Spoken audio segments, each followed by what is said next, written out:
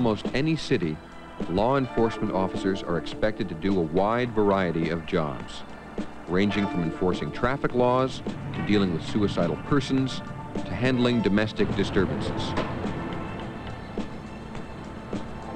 People turn to the police because most law enforcement agencies have 24-hour availability, the mobility of patrol cars, a relatively short response time, and the ability and authority to deal with violence.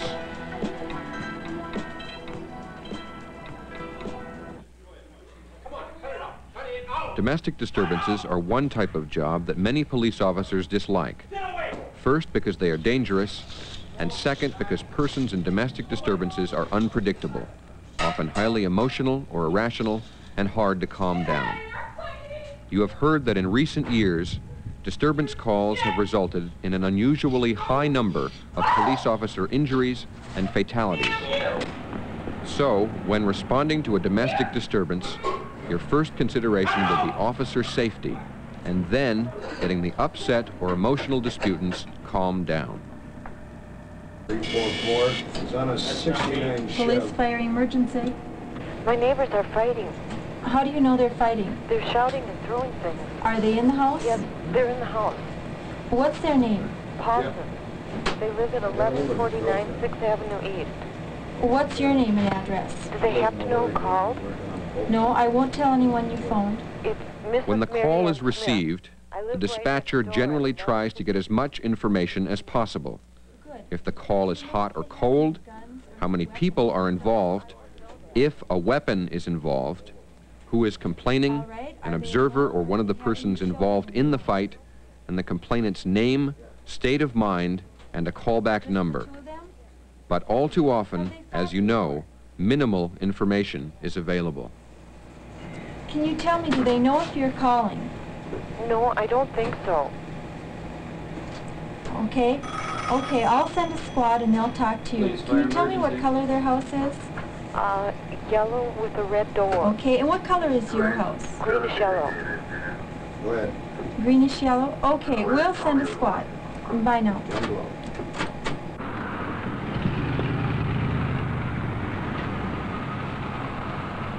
Squad 26. 26, go ahead, 1st East and 7th Street. Domestic disturbance, 1149 6th Avenue East. Husband, wife disturbing. The name is Paulson. Be advised, this was reported by a neighbor who heard loud noises coming from the house. Not known if any weapons are involved. 1079, 1149 North 6th Avenue East. 10-4, we're responding.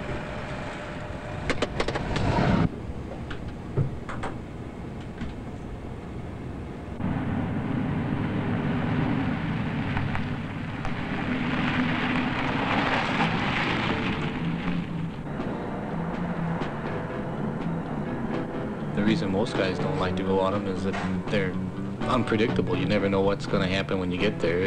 Everybody acts different. And when you go to a domestic, about 10% of them you don't have any problem with. You can just walk in and people see you come in, they calm down and you talk to them a little while and they agree to just about everything you tell them and you walk out. And you got 10% that you go in there and there's absolutely nothing you're going to do. You usually end up either taking one or both of them out of the house with you. Probably the other 80% are the ones that you have to spend time in working with the people. I would rather go to an armed robbery where I know what's taking place. I know what's going down at the time that I'm going there, so I'm prepared for it. I have myself geared up for that action. And going to a domestic, you don't really know what you're getting into, so you're trying to gear yourself to all different facets of what could take place. So you're constantly on edge. When you get to the door, you're committed, and when you walk into their house, you're on their territory. But it's a dangerous situation.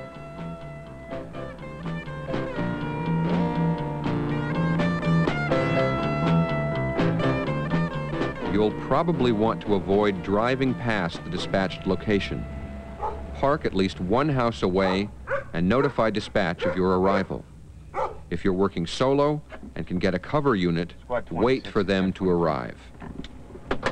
It's the second one down, the one with the orange door. Most of the time, before you start your approach to the place, you'll survey the situation for useful information. Look around the location for unusual circumstances, and listen for sounds of activity that might be important to you. Okay, I'll take the front. Okay, I'll go up on the right. After having surveyed the scene, plan your approach with your partner or cover officer. Approaching the house can be a dangerous part of the call.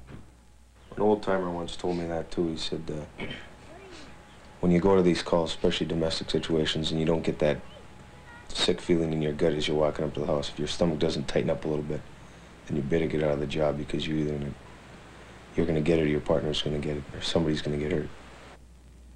To maintain a low profile and maximize your security, a triangular approach to the front door usually works best. Get away from me! You're insane! I'd love to get away from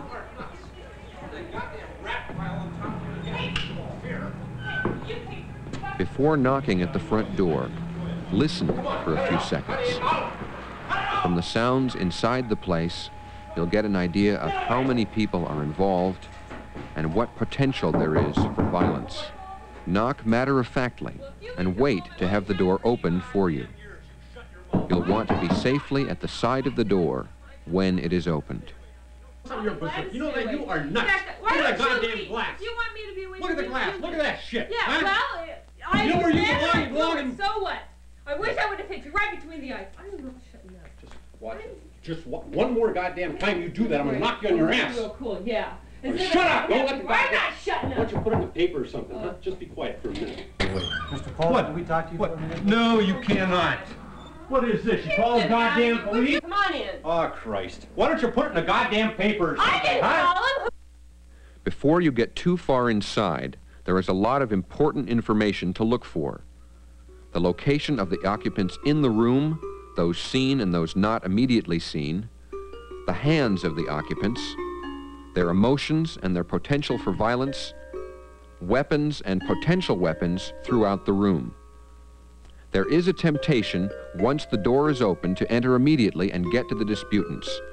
But this slight pause to size up the situation before entering can be very important. You think I am not calling him? Just stand. Cut it out! Jesus Christ! Get her away from me! God damn it! Once safely inside the residence, it can be a tough job to calm down the disputants.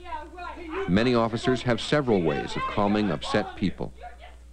If they are getting physically violent with each other, to get them calmed down, they must first be physically separated. Some disputants respond to repeated, calm, direct instruction from the officer. Sometimes these people respond to the uniform and the calm, controlled behavior the officer demonstrates, and sometimes they don't. Sometimes allowing the disputants personal space helps calm them down. Forcing them into a corner or touching them unnecessarily may upset them even more. Many disputants can be contained in a particular area by using an open-armed motion, like herding cattle. The spread arms present a visual barrier, which the disputant is reluctant to cross, so you won't have to touch them and violate their personal space unnecessarily. Another technique for calming upset people is to request a small favor. I want you to get him out of my house. Settle down. That's pretty goddamn loud. I gotta say. Huh? Now, could you do me a favor, please? What do you I would like want? to use the telephone to call the desk check in. It's right over there. Would you show me where the phone is, Oh, please? Christ. By making a small request, which they are likely to grant, the disputant's attention is diverted from the fight, and you have a chance to interrupt their upset emotions and their dispute. When it works, it's beautiful to watch. With the right request, it can accomplish both physical and visual separation with a minimal amount of I mean, force. how would you like it? You're sitting here for 5 hours waiting for your old man to come I home. understand that you're upset that you reached home for 5 hours. Now, calm down. I'm sure that there is more to All the I want problem you to do is than to get him him out of my coming. house. We can't take anybody until we find out what the problem is. Visual separation has proven very useful in calming upset persons.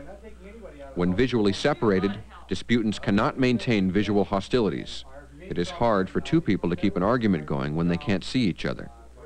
When visually separated, the disputant is forced to deal with the intervening officer and not the other disputant. If one upset person can be moved just around a room partition, the The disputants will be visually separated, while the intervening officers can stay in visual contact with each other. Upset? You bet I'm upset. You live with something like that for a while. You've been a little upset too. Huh? Settle down. Just relax. Settle down? Look at her. You trying to... Jesus You Christ. seem like a rational man. I am. I'm a very reasonable person, but look at this, huh? How reasonable is that? Another big help in calming upset persons is to get them seated. Seating helps reduce physical tensions first, and then emotional tensions. It's hard to keep up a full head of steam when seated in a comfortable chair. When seated, the disputant has restricted motion, and you have increased safety. If the disputant is going to get up, you'll have some advance notice because he'll lean forward in the chair. I got an interview for a job here. Settle down. Nice table. You buy that? Make it? No. Finally, disputants can be calmed down by distracting them. The purpose of the distraction is to momentarily divert attention from the other disputant and the fight. Once diverted from the conflict, you can get started on your business. He hasn't shaved, you know. He hasn't even had his morning cup of coffee. He hasn't been home the whole night. Have you talked to him about the reason for him not being here? Have you listened to this? I don't care why he didn't come home. The Well, problem is that he isn't here at 9 I think it's o'clock. important that we all talk about it and get both sides of the story. You should understand his side, he should understand yours. You settle down now, John, so we can talk a little bit? Yeah. Settle down. I'm all right. Look, it's... You've been fighting like this often? Sometimes she isn't home. I don't know. What do you mean It's she's not at big. home? I don't know. It's not a big deal. It's just I don't know. She got a little upset. She starts throwing crap around. When she gets started, she doesn't stop. Right. Mrs. Paulson, I think that we've come to a rational understanding here. You've calmed down. You think we could go in the living room now and sit down together, the four of us, and try to come to some kind of solution for the problem at the moment? Would you be willing to try that? Sure. When the disputants are calmed down, you'll want to get them seated for the interview. Place them far enough apart so you'll have time to get between them if they should heat up again. If one officer feels certain the dispute won't flare up again, he might sit down a safe distance from the disputants. The partner should remain standing and be alert for changes in the situation. Some kind of solution for the problem. You calm now? I'm calm. What do you want? The living room is usually the safest place for the interview. The bedroom has some obvious and some hidden dangers.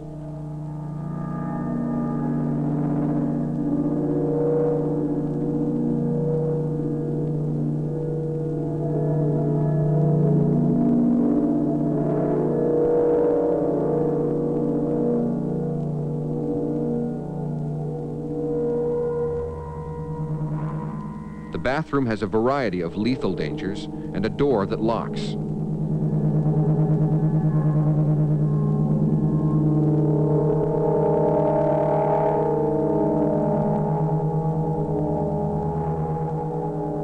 The kitchen is a warehouse of potential weapons.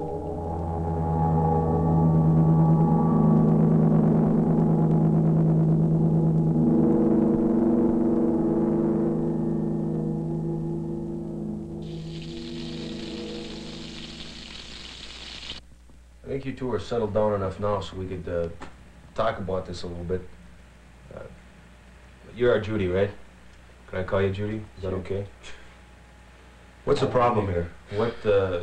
What's going on? What caused this fight? Okay, the problem is that John lost his job 6 months ago. Come on and now. since then I've been having to work my little ass off at the hospital just to pay the rent. You can I work mean, a it's little more than ridiculous. that. Yeah, Wait a minute, right, back up, thanks. Judy, back up. You mean, I want to know what happened today. What started the fight today? Why did we get here? During the interview, the focus is on what the immediate problem is, not on what happened 4 or 5 weeks ago or 4 or 5 months ago. Last night he took me to work, and I could tell he hasn't been home since. I mean, the bed Judy, is made, come on now. all your shaving Better gear's time. exactly in the same place. I don't want to But hear we had this big stuff. plans for today. We were going to go on a picnic. We can and what discuss is this it, some 2 other day, o'clock? huh? Let's discuss it some other time. Yeah, right. It's 2 o'clock and the day is shot.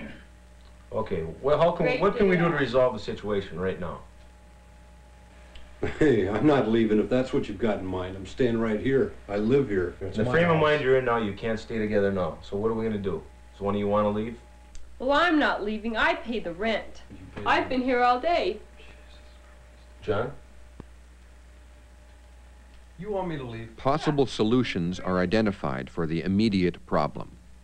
All right. I'm gonna go up and get a new shirt. This one's a little bit worn. You have my partner go up there with you, John? What for? I can get my own shirt. I don't need any help getting a shirt. Well, we'd rather do it that way if you don't mind. Oh, Christ. Here's my jacket. You're sitting on it.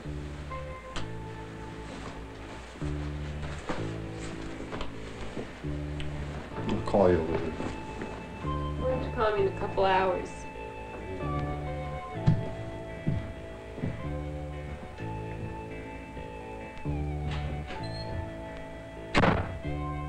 When the situation has been resolved and there is agreement on the action you expect the disputants to take, you should make a safe exit.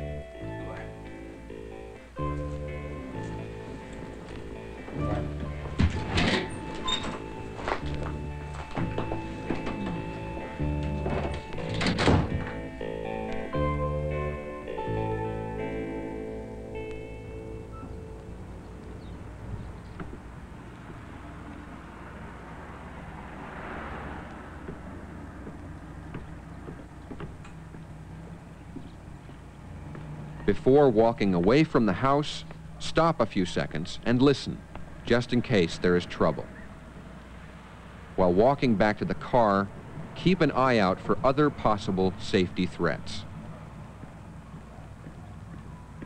Although every officer has a particular way of handling domestic disturbances, the experience of many officers suggests getting as much information as you can from dispatch, not passing by the dispatched location, parking at least one house away, and notifying dispatch of your arrival. Before starting the approach to the house, looking and listening for unusual activity or circumstances. Taking a triangular approach to the front door. Stopping at the front door to listen before knocking. After knocking, waiting for the door to be opened for you. Come on in. If someone says, "Come in," don't. You don't know what surprises they'll have waiting for you. When they do open the door, you'll pause slightly, looking as far into the room as you can and looking through the crack by the hinges for the occupants' emotions, their hands, and potential weapons or hazards in the room. Once inside, the techniques for calming down the disputants. Physical separation. Visual separation, blocking disputants' view of each other, either with your body or more effectively by blocking their view of each other with a partition, while at the same time maintaining eye contact with your partner. When possible, allowing them personal space instead of touching them, keeping them contained by presenting a visual barrier, like using the cattle herder motion, instead of holding on to them. And seating, helping them reduce their physical tensions and restricting their motion while increasing your safety. And some other techniques for getting the disputants calmed down too.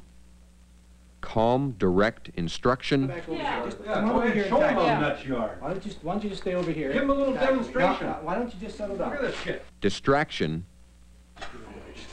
Nice table. You buy that? Make it? No, Judy made it. And requesting a small favor.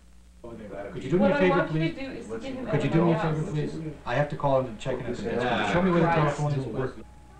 Intervening in domestic disturbances is not an easy job. No one can guarantee a successful conclusion to the next intervention. But being aware of these safety issues and these calming techniques can improve your professional response to this crisis situation.